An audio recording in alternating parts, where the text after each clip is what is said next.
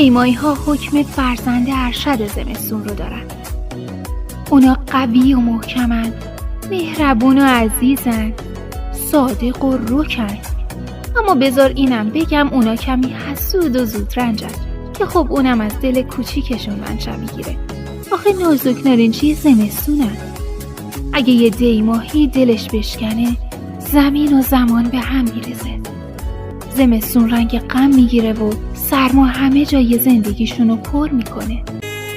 دیمایی ها حاکم سرمان، میتونن اونو مهار کنن چون دلشون گرمه و دستشون میتونه به هر دستی گرما ببخشه. اگه دیماهی دستتو گرفت قطعاً تو خوشبخت‌ترین آدم دنیایی.